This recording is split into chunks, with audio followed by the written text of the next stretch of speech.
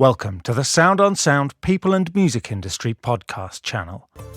The career of LA producer and engineer Mark Linett spans everything from live mixing for Frank Zappa to engineering for Randy Newman and the Red Hot Chili Peppers. We talked to Mark about his studio, the gear of past and present, and his extensive work remixing and remastering classic Beach Boys records.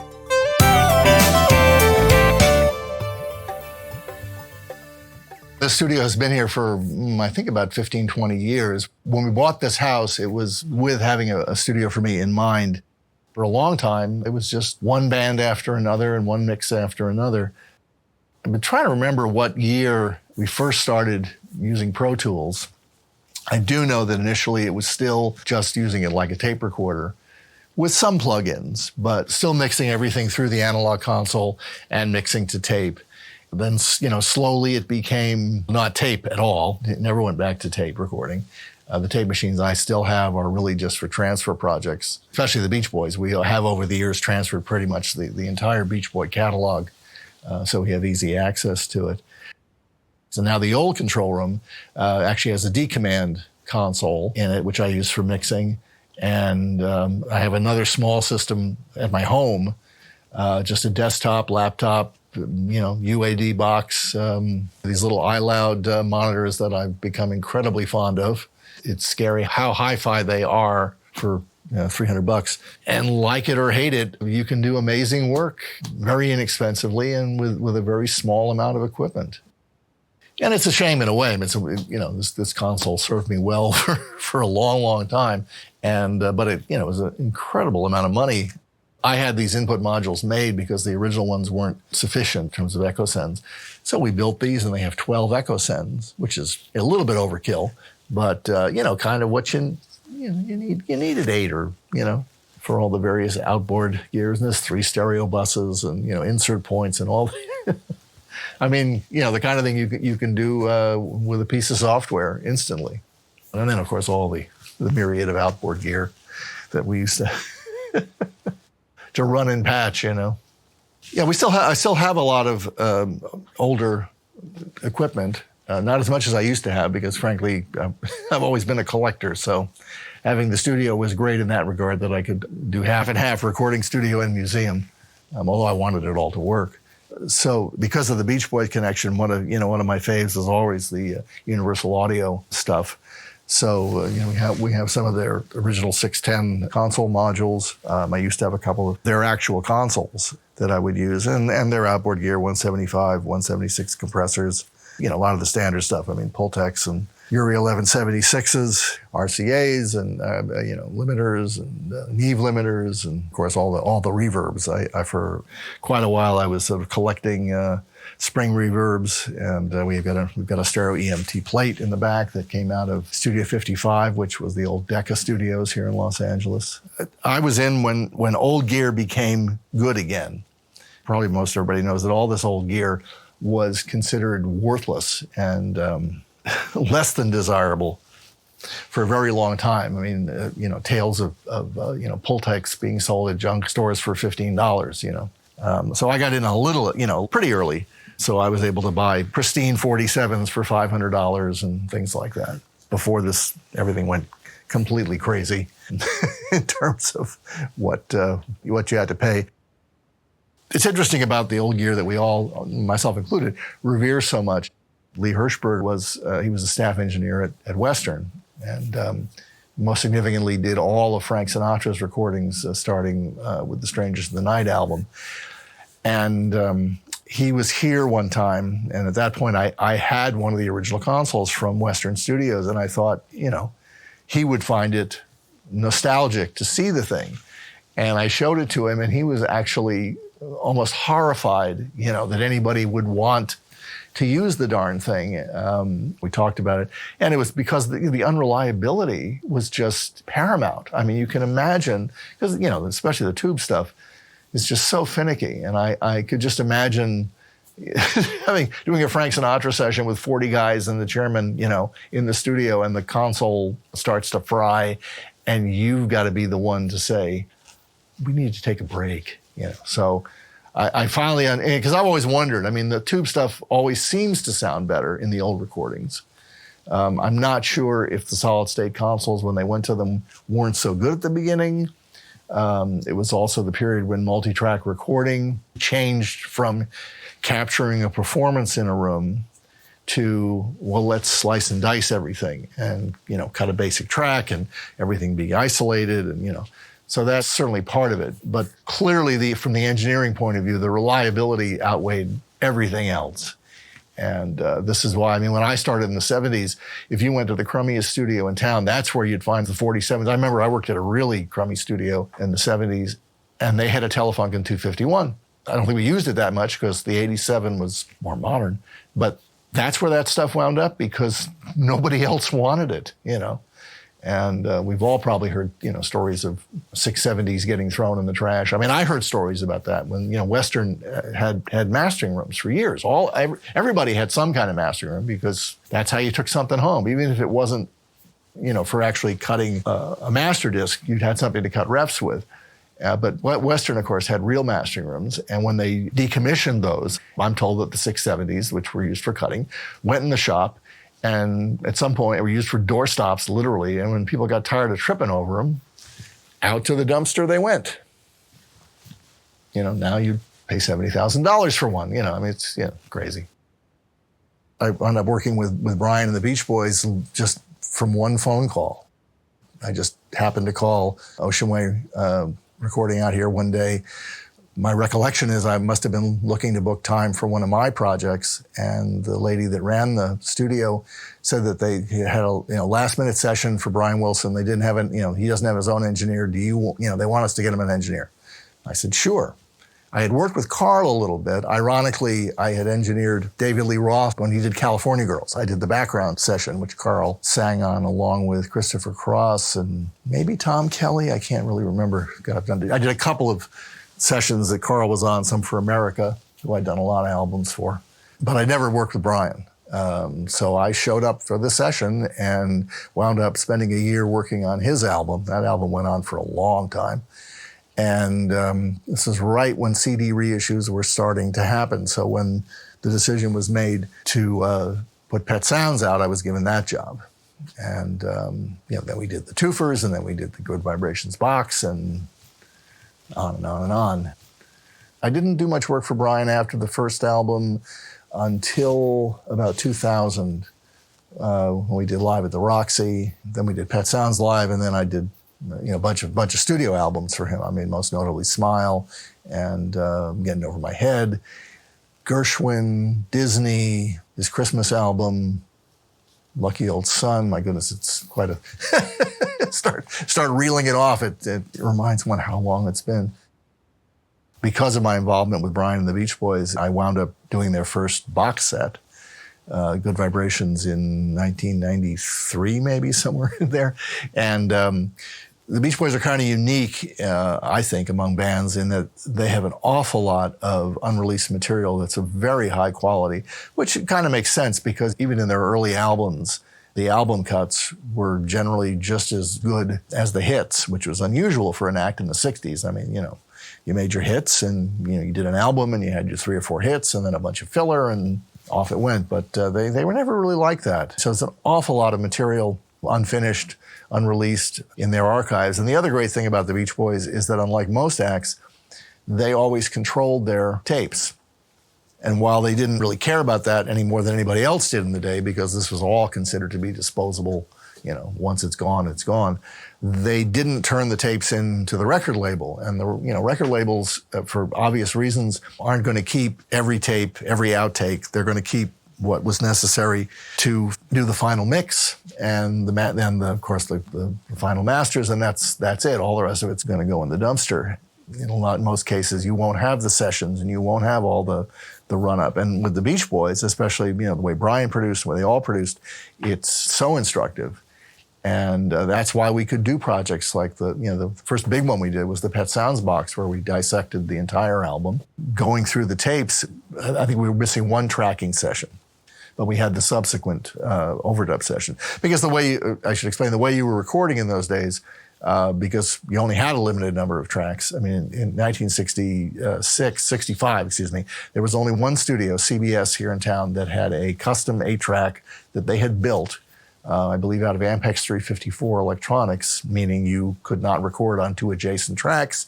You had to record on odd or even tracks. But that was the max you could get, and most people were still just using 4-track. So your typical way of doing a pop record, a rock record, was you'd record on 3-track, or starting around 66, you could do 4-track, maybe in mono, maybe you spread it out.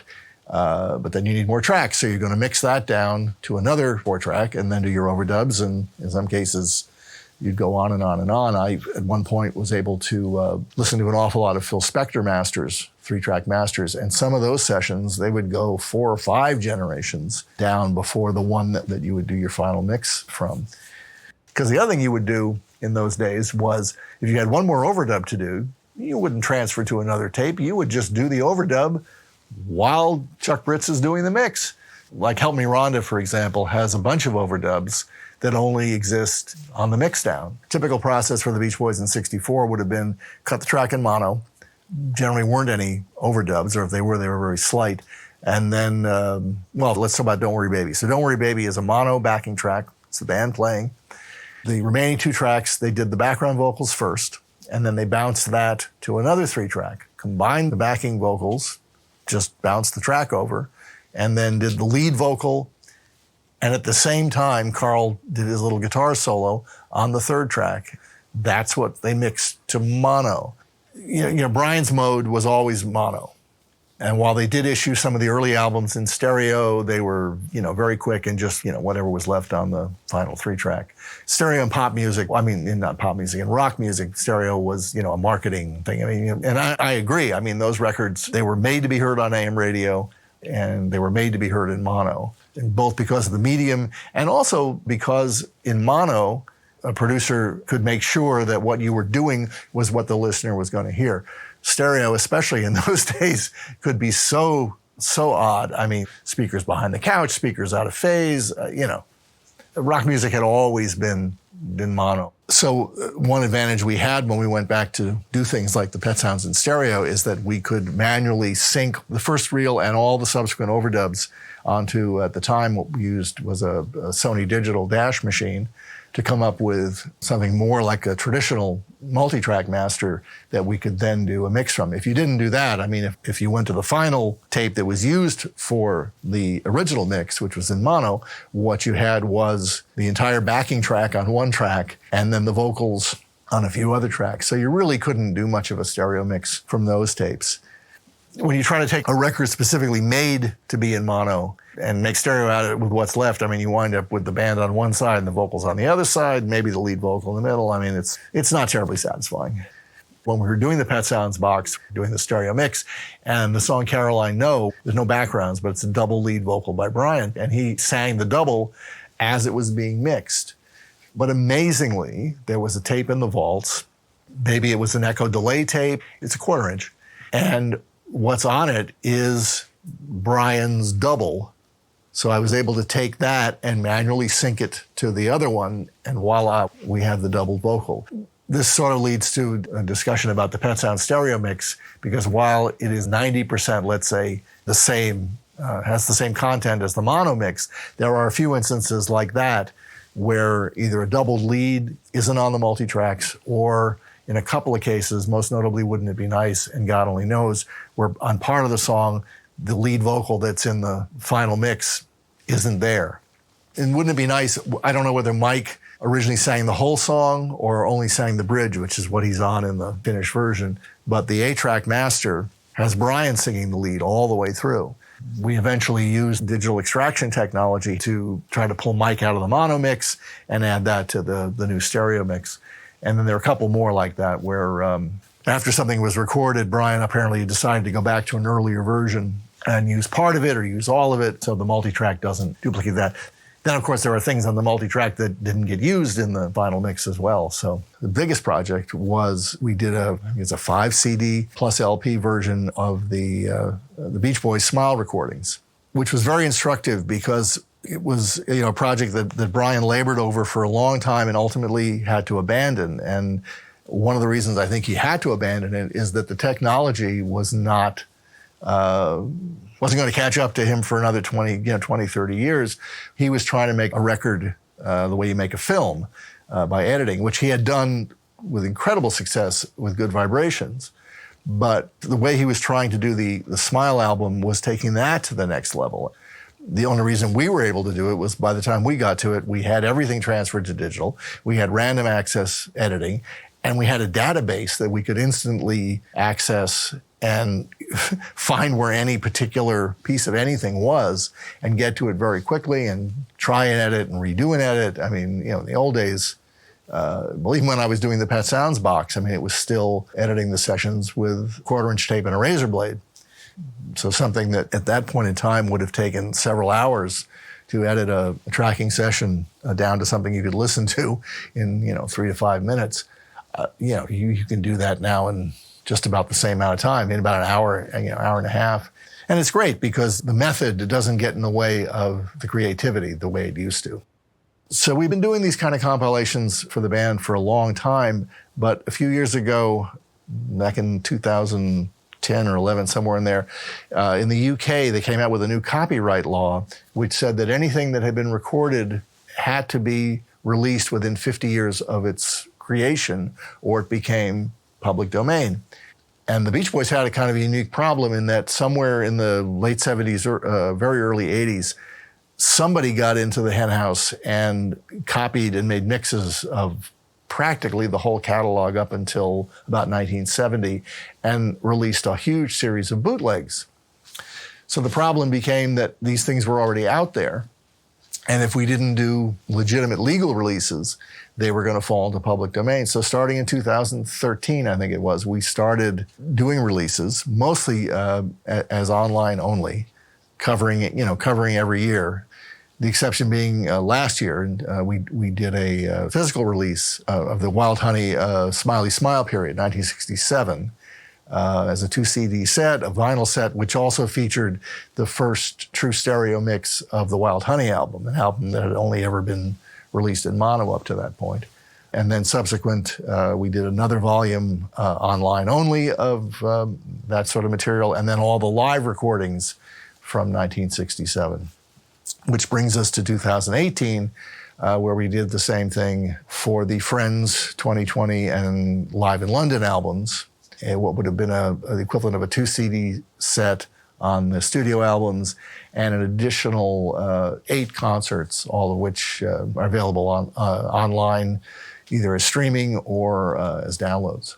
And having done this in 2018, we are confident that we pretty much have to keep doing these things because there's an awful lot of material going forward. As I said, I've always said this band left more good stuff behind than most people released at all, which makes them kind of unique.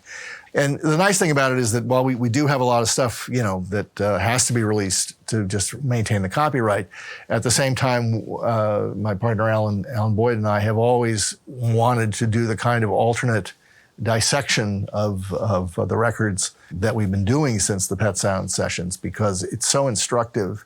And the Beach Boys, I think the Beach Boys are kind of unique in that because the making of the records was always so interesting. I guess because they were a vocal harmony group, the way the tracks and the harmonies, fit together, unless you take them apart, it's tough to see exactly how amazing it is, how that stuff all fits together. Because we've done all this archive work, we are aware of all the tapes we have and all the tapes, the few tapes that we don't have. One of the big holes in the tape library was from the Shutdown Volume 2 album, and I can't remember now when it was. It's got to be a good number of years ago. Somebody got in contact with us and told us that he had 3 half-inch 3-track tapes of the Beach Boys. And they turned out to be outtakes from the Shutdown Volume 2 album, including the full tracking session for Why Do Fools Fall in Love. And the story he told was that somewhere around 1966, 67, his brother, who I think has since passed away, came home one day with these 3 tapes. It was never really clear where they had come from. And the guy we bought them from had tried over the years to contact management, but he didn't know where to go, so it had never succeeded. What ultimately happened was, now we're in the online age, of course, and somebody had written a book about Dennis, and this guy with the tapes got in touch with him, and he got in touch with us. And we had a project we were doing for Capitol at the time that fit perfectly with having these. So Capitol agreed to buy the tapes, and we were able to use them as part of the project. It was great because that's a really important album. I mean, Fun, and I Get Around, and Why Do Fools Fall in Love, and a bunch of other, lesser known tracks. The holy grail that we're missing, well, two things. Some of the Smile tapes are missing that we know existed. There may be more that we just don't know about. And unfortunately, the 8-track master for Good Vibrations was apparently destroyed when the CBS tape library, or the studio, they just cleaned it all out in around 1979, I've been told, and destroyed everybody's masters of their own. Sadly, as I said, all this stuff was considered a waste of space for a long time. And there are many, many stories about tape libraries just getting tossed because nobody thought anybody would want it. In fact, the most recent example I can tell you is about 10 years ago, somebody came to me and said that they had a studio called Valentine Recording out in North Hollywood, where the Beach Boys did a fair amount of recording in 1968. It had been designed by Bill Putnam, so it was kind of a good alternative to Western and so forth. And they recorded some of the stuff on 2020, the song Breakaway, the original backing track for Do It Again. Somebody had been in there. When the owner died, the studio was just mothballed.